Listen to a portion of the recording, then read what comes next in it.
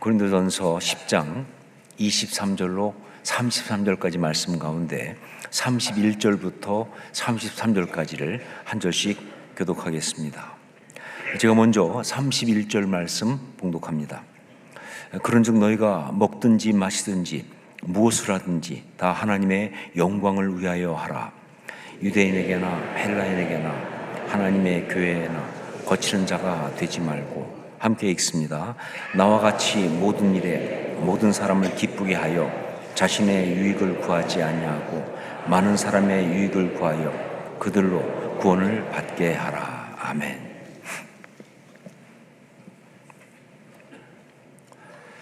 얼마 전에 국민일보 자문위원 목사님들이 모여서 정치적으로 아주 극단적으로 나눠져 있는 이 한국의 상황 속에서 교회가 무엇을 어떻게 해야 하는가라는 것을 의견을 나누는 그런 시간을 가진 적이 있습니다. 그때 저의 순서가 되어서 그래서 저는 그때 이렇게 이야기했습니다. 참 힘들다라고. 정말 힘들다. 어떤 때보다 힘들다.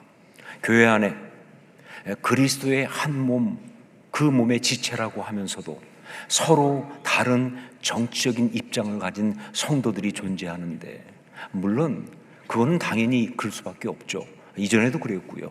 정치적인 어떤 입장이 다른 성도들이 교회 안에 존재할 수 있어요. 그런데 문제는 뭐냐? 지금은 그 정치적인 입장이라는 것이 타협이 안 되는 절대적 가치 수준까지 가 있기 때문에 이게 문제가 되는 거예요. 이게 타협이 안 되는, 절대 타협할 수 없는 그런 절대적인 가치 수준까지 가 있기 때문에 목회자가 어떤 입장을 가지고 처신을 한다는 것이 너무 어려운 거예요. 무슨 입장, 어떤 처신을 어떻게 해야 되는지 이게 너무 힘들다고. 그래서 그런 얘기하면서 제가 마지막에 조크를 하나 했습니다. 그래서 저는 요즘 춤 중에 가장 힘들다고 하는 그 춤을 추고 있습니다. 엉거주춤이라고. 지금 우리는 사실 그리스도인으로서 정말 어려운 시간을 살아가고 있습니다. 이유는 너무 혼란스럽기 때문에, 너무 헷갈리는 상황 속에 있기 때문에. 그런데 단지 이것이 정치적으로 이렇게 혼란스럽고 어려운 것만이 아니라 사실은 삶의 모든 부분에서 정말 헷갈리고 정말 혼동스러운 그런 상황 가운데 우리가 있습니다. 자, 이 시대가 이렇게 특별히 헷갈리는 이유가 뭐냐? 이 시대의 삶이 정말 이렇게 혼동되고 헷갈리는 이유가 뭐냐라고 할 때 그건 두 가지 이유 때문에 그렇습니다. 하나가 뭐냐? 지금 이 시대가 포스트 모더니즘 시대이기 때문에 그렇다 하는 거예요. 지금 이 시대가 포스트 모더니즘 시대이기 때문에 그렇다.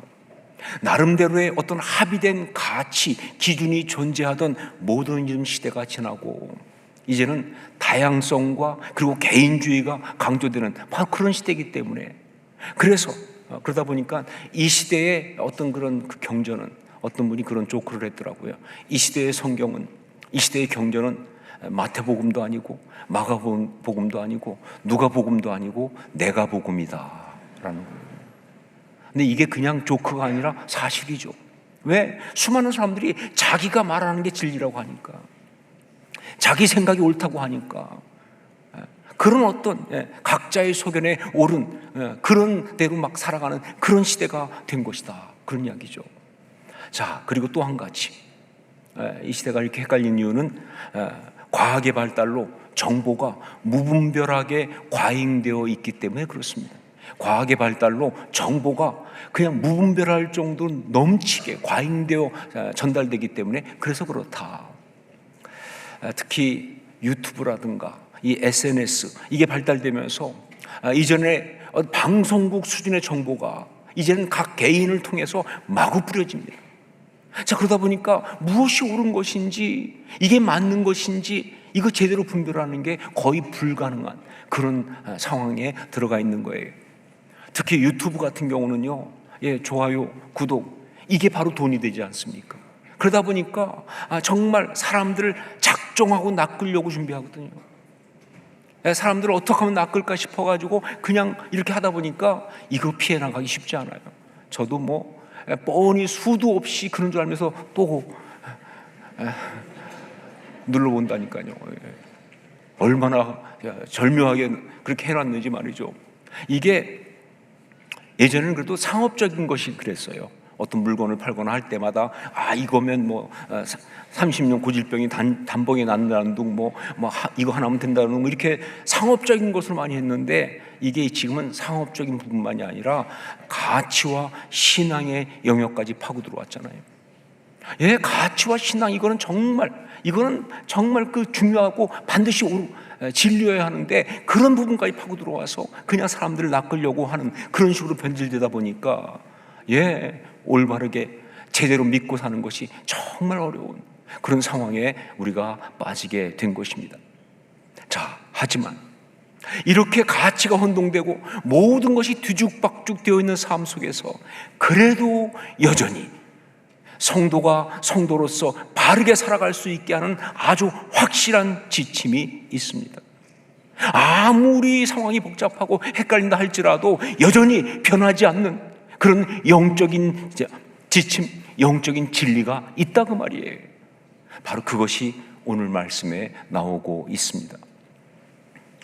오늘 말씀은 우리 못지않게 헷갈리고 혼동스러운 상황 속에 있던 고린도에 있는 그리스도인들에게 바울 사도가 아주 분명하고 단호하게 준 영적인 지침, 그것입니다.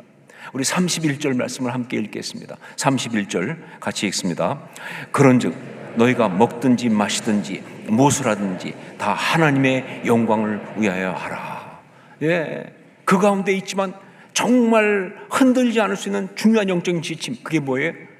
하나님의 영광을 위하여 하라, 이것입니다. 하나님의 영광을 위하여 하라. 우리 그리스도인들에게 있어서 어떤 상황이든지 어떤 경우든지 다 통하는 최고의 행동 지침, 삶의 기준이 되는 말씀이 있다고 한다면 이게 바로 뭐예요? 하나님의 영광을 위하여 하라, 이것입니다. 이렇게 단호하게 확실하게 주장할 수 있는 근거는요, 다음 세 가지 때문에 그래요. 첫 번째로, 이것은 인간이 이 땅에 지어진 존재의 근본적 이유이기 때문에 그렇습니다.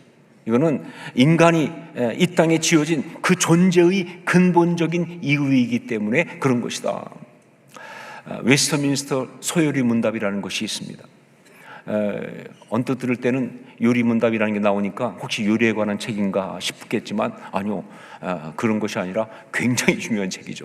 1647년 11월 5일에 영국의 웨스트민스터 총회에서 작성하고 발표한 우리 신앙인들에게 정말 중요한 신앙적인 지침이에요. 거의 우리의 근간이라고 할 수 있을 만큼 중요한 거예요. 자, 그런데 이건 문답이라고 하는 말에 드러나 있듯이 어떤 식으로 되어 있느냐, 질문을 하고 거기에 대답하는 식이에요. 그러니까 신앙적으로 중요한 문제를 질문을 하고 바로 거기에 대답을 하면서 정말 중요한 신앙적 지침을 주고 있는, 그렇게 되어 있는 그런 겁니다. 자, 그런데 거기에 보면 가장 첫 번째 질문이, 첫 번째가 제일 중요하지 않겠습니까? 첫 번째 질문이 뭐냐, 사람의 제일 되는 목적이 무엇인가? 사람의 제일 되는 목적이 무엇인가? 라는 질문이에요. 그리고 그 대답은 사람의 제일 되는 목적은 하나님을 영화롭게 하는 것과 영원토록 그를 즐거워하는 것이다. 사람의 제일 되는 목적은 하나님을 영화롭게 하는 것과 영원토록 그를 즐거워하는 것이다. 그렇습니다. 사람의 제일 되는 목적, 즉 인간이 이 땅에 지어진 그 존재의 근본적인 이유는 뭐냐? 하나님을 영화롭게 하는 것. 즉 뭐예요? 하나님의 영광을 위하여 살아가는 거예요. 그게 바로 이유다. 그래서 이게 정말 중요한 지침이 되는 거예요. 자, 그리고 두 번째, 이것은 사람의 삶이 살아가는 방향이기 때문에 그렇습니다. 이것은 사람의 삶이 살아가는 방향이기 때문에 그렇다. 여러분, 삶에 있어서 정말 중요한 것은 그 방향입니다. 어떻게 열심히 사느냐, 얼마나 잘 사느냐, 그것보다 더 중요한 것은 이 방향이 바르냐 아니냐, 이게 훨씬 중요한 거예요. 여러분, 그 성경에 보면 우리 삶을 비유할 때 운동 경기에 비유 많이 하지 않습니까? 달리기 같은 경우. 정말 그 달리기를 가지고 우리 인생을 비유한 것이 보여주는 정말 좋은 인사이트 중에 하나가 뭐예요? 아무리 빠르게 달리고 아무리 열심히 달려도 방향이 잘못되면 그거는 뭐예요? 헛된 정도가 아니라 망했다 하는 것이죠. 그렇잖아요. 달리기 하는데 정말 열심히 달렸어요. 정말 힘있게 달렸어요. 근데 반대로 달렸다. 달린 것만큼 손해예요. 차라리 안 달린 게 낫지. 빨리 달렸으면 더 많이 망가지는. 인생이 그런 거예요. 정말 우리 삶에서는요, 방향이 정말 중요합니다. 자, 그런데 우리 삶의 올바른 방향이 무엇입니까? 우리 삶의 올바른 방향이 뭔가요? 여러분, 방향 그러면요, 반드시 뭐예요? 목적이 있어야 돼요. 그 목적이 방향을 결정하는 겁니다. 그 목표가 방향을 결정하는 거예요. 방향은요, 어떤 목표, 어떤 목적을 향해 가는 게 방향 아닙니까?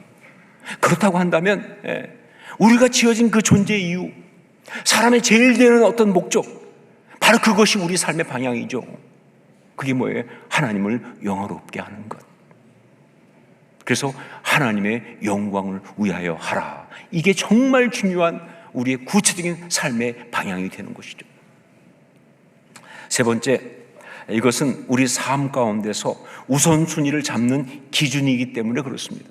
이것은 우리 삶 가운데서 우선순위를 잡는 기준이기 때문에 그렇다.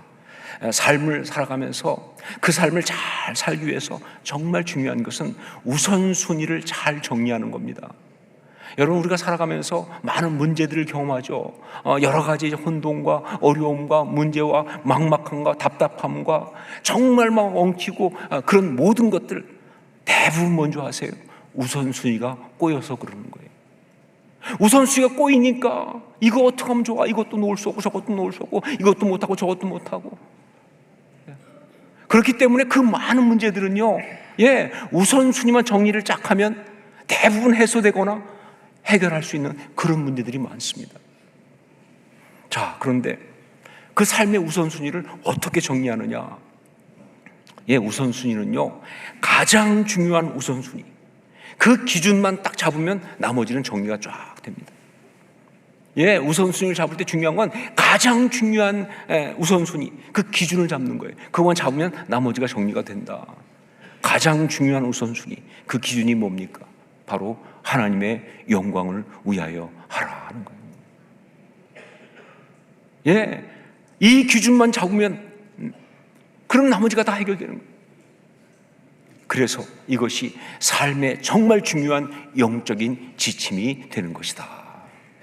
자, 그런데 하나님의 영광을 위하여 하라라는 이것이 우리 삶을 올바르고 아름답게 살게 하기 위한 정말 확실한 지침이지만, 정말 그야말로 삶의 모든 문제를 다 풀어주는 아주 명쾌한 그런 말씀이지만, 그러나 여기 또 하나 여전히 한 가지 질문이 남아 있습니다.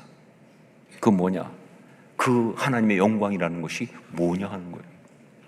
어떻게 하는 것이 하나님께 영광을 돌리는 것인지, 이게 헷갈린다, 이게 혼동된다 하는 것이죠. 제가 미국에서 어떤 미국 목사님의 설교를 들으면서 들었던 이야기입니다. 이분이 그 어떤 행사, 그러니까 뭐 집회는 아니고 행사 같은 건데, 이제 교회에서 하는 행사죠. 행사를 하면서 그러면서 거기에서 한 젊은 찬양 사역자를 불러서 찬양을 부탁을 했어요. 그런데 이 찬양 사역자가 찬양을 너무 잘했어요. 그래서 사람들이 은혜를 많이 받았어요. 자, 그래서 그 행사가 다 끝나고 마지막 부분에 이 목사님이 나와가지고 이제 마무리를 해야 되니까 또 수고한 분들, 이런 분들한테 이제 땡큐도 하고, 그러면서 이 찬양 사역자한테 너무 은혜 받았다고, 너무 감사하다고, 그러면서 그 찬양사를 이렇게 세우고, 그리고 성도들이 다 박수를 치면서 감사하다고, 땡큐 이렇게 했어요. 그런데 이 젊은 찬양 사역자가 뭘 잘못 배웠는지 어쨌는지 너무 지나치게 그야말로 경기를 하면서 노노노노 막, 그리고 글로리 투가 무슨 큰 죄를 짓는 것처럼 노노노노 글로리 투가 막 이러는 거예요. 이게 너무 불편한 거예요. 너무 보기 안 됐고, 또 그래서 그런지 아무튼 또 젊은 찬양 사역자니까 뭘 몰라서 그런다고 생각했는지 그 목사님이 마지막에 한마디 하셨다는 겁니다. 하나님께 영광은 우리가 따로 챙겨드릴 테니까 당신은 그냥 우리의 이 감사를 땡큐하고 받으시면 됩니다. 여러분, 하나님께 영광을 올려드린다고 하는 그 말이, 그게 진짜 영광 올려드리는 거예요? 영광을 드린다는 그것이 영광 자체 맞냐, 그 말이에요. 그 어떤 사람이 아이한테, 아주 어린 아이, 그러니까 이제 막 말 배우는 정도겠죠. 그 아이한테 욕하지 말라고, 욕은 나쁜 거라고 그렇게 가르쳤어요. 그랬더니 얘가 이제 그 나중에 친구하고 막 싸우다가 화가 너무 나니까 친구한테 갑자기 욕 이러더라는 거죠. 여러분, 욕이란 말 자체는 욕이 아닙니다. 그건 그냥 상대방의 가치를 떨어뜨리고 인격을 무시하고 비하하는 그 모든 내용을 포함한 이름일 뿐이다.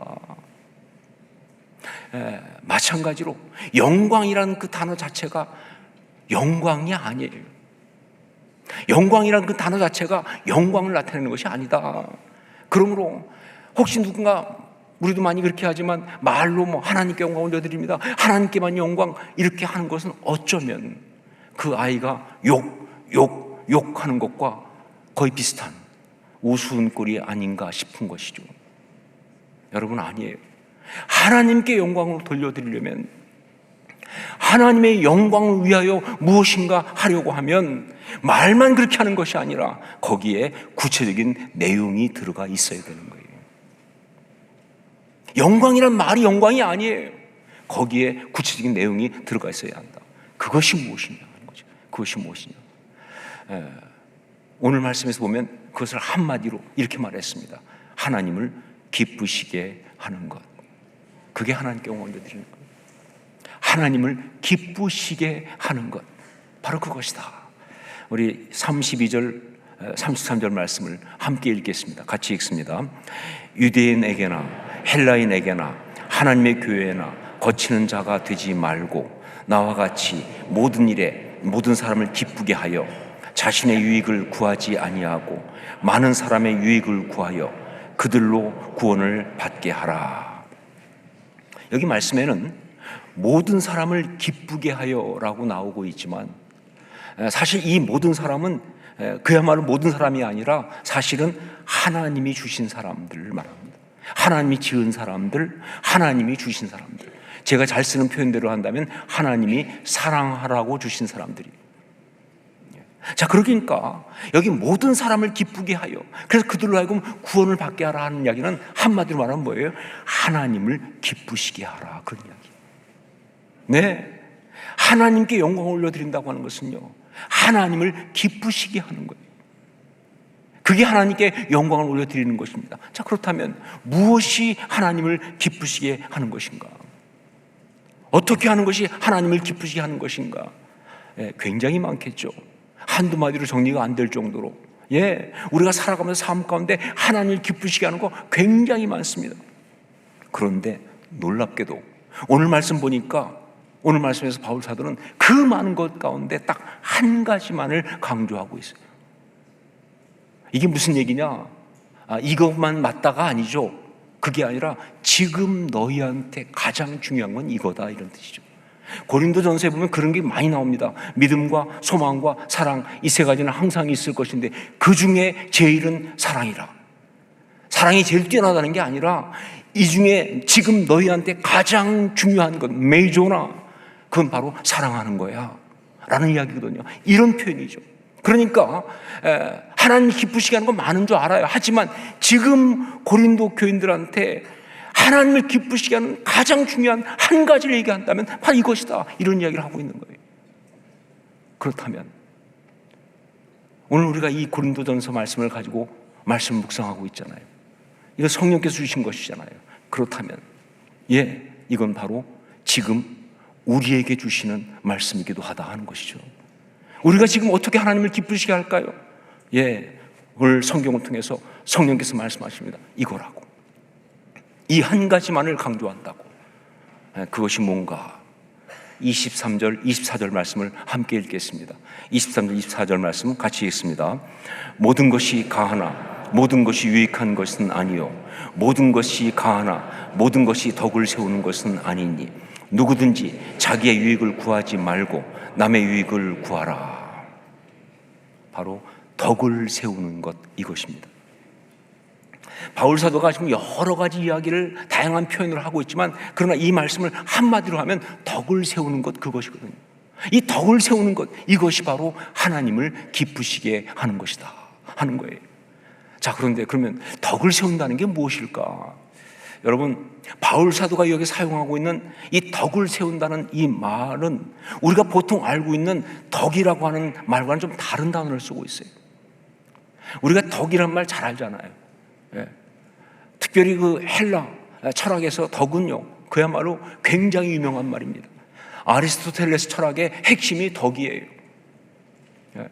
그러니까 이 고린도전서를 쓸 때 그 당시에 이 덕이란 말은 정말 유명한 말이고, 그리고 정말 모든 사람이 다 알 수 있는 그런 중요한 말인데, 근데 그때 그 헬라 철학에서 쓰는 덕,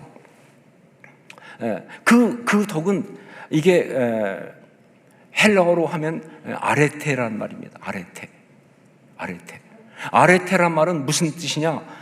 탁월함, 훌륭함, 아름다움, 선함, 유익함 등등 좋은 건 다 갖다 놓은 거예요. 여러분, 그래서 이 아레테란 말에서 나온 영어 단어가 뭐냐면 알트 아닙니까? 알트. 그래서 우리가 뭐예요? 뭔가 참 훌륭하고 멋있을 때 뭐라고 그래요? 아, 예술인데, 이렇게 나가는 거예요. 멋있다 그 말이죠. 그런데 바울 사도는 오늘 말씀에서 그 단어 안 썼습니다. 아레테를 쓰지 않았어요. 대신 어떤 단어를 썼느냐? 오이코도메오라는 말을 썼습니다. 오이코도메오. 자, 그러면 이 오이코도메오란 말은 무슨 뜻이냐? 이 단어는요, 오이코스라는 말과 데모란 말이 합해진 거예요. 헬라어 시간 같으시죠? 오이코스란 말과 데모란 말이 합해진 거예요. 데모라는 말은 세운다, 건축한다 이런 뜻이니까 오이코스가 뭔지 알죠? 여러분, 오이코스가 무슨 뜻이에요? 오이코스 아실만 할 텐데, 교회를 오래 다니신 분들은 몇 번은 들어봤을 만한 유명한 말입니다. 가정이죠. 집입니다. 그게 오이코스예요. 결국 뭐예요? 다른 말로 하면 공동체를 말합니다. 건물을 말하는 게 아니라 공동체를 말하는 거예요. 자, 그러니까 오이코도메오라는 말은 집을 짓다, 집을 세우다 이런 뜻이에요. 구체적으로 말하면 하나님의 공동체를 세우는 것. 여러분, 그렇습니다.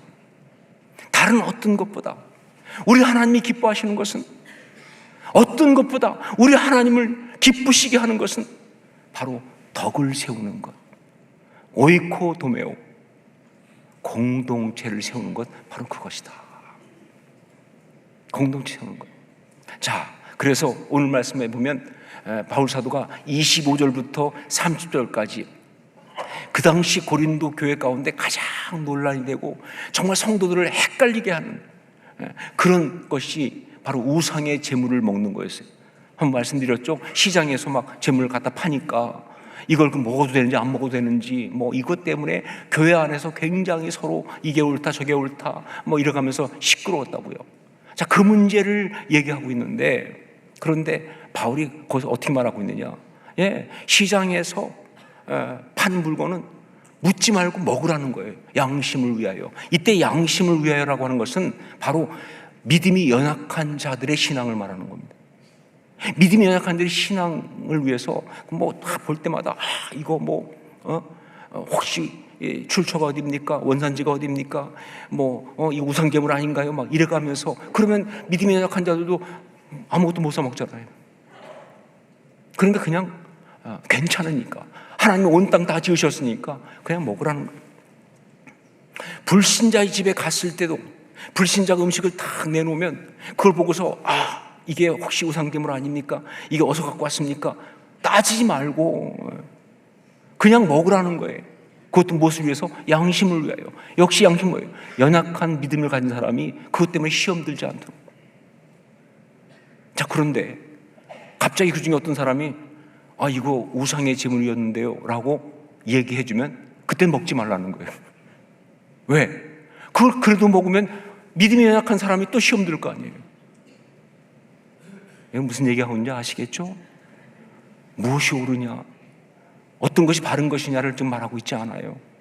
오직 말하고 있는 건 뭐냐? 덕을 세우는 거예요. 영혼들을 시험 시족하지 않고 공동체 가운데 시험 들지 않게 하는 그 공동체를 아름답게 세우는 것, 이게 가장 중요하다, 그런 이야기죠. 자, 그래서 저는요, 어떤 대기업 CEO가 이런 말 한 것이 패러디 하려고 합니다. 마누라 자식 빼고는 다 바꾸라. 유명한 이야기죠, 그렇죠? 전 이거 패러디해서 이렇게 말하고 싶어요. 우리는 공동체를 세우기 위해서는 복음 진리 외에는 다 바꾸고 다 수용할 수 있어야 한다는 거예요. 예, 공동체를 세우기 위해서는 복음 진리 외에는 다 바꾸고 다 수용할 수 있어야 한다. 아무리 그것이 뭐 교회가 오랫동안 지켜온 전통이라 할지라도, 그게 뭐 정말 교회는 다 이런 거야 하고 아주 고착된 문화적인 어떤 특성이라 할지라도, 사람들이 다 그렇게 하는 어떤 것이라 할지라도, 정말 그것 때문에 어떤 한 믿음이 연약한 사람이 와서 너무 생소하고 소외감 느낀다면 바꿔야죠.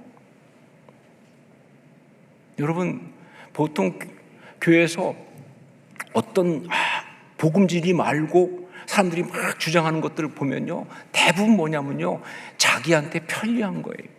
자기한테 익숙한 것입니다. 자기 마음이 편한 거예요. 그래서 자기가 원하는 대로, 자기 생각대로, 자기 틀대로 그렇게 이야기를 하고 있는데, 뭐 그게 잘못된 건 아니지만 문제는 뭐냐, 그건 자기한테 익숙한 것이지 교회 처음 온 사람, 믿음 연약한 사람, 혹은 불신자였다 온 사람, 혹은 어린 세대들한테는 전혀 아니거든요. 오히려 여러분, 지금 한국교회 문제가 뭐냐, 부모 세대가 자녀들한테 신앙을 전해줘야 하는데 신앙을 전해주는 것이 아니라 자기 신앙을 강요한다는 것이 문제죠. 그럼 자녀들이 안 받죠. 못 받죠. 신앙이라는 이름으로 자아를 침범하는데 어떻게 받아요? 예, 그게 복음 진리라면 당연히 줘야 하지만 참 많은 경우는 자기 스타일대로, 자기 방식대로 믿으라는 거예요. 아니요, 다 바꿔야 합니다.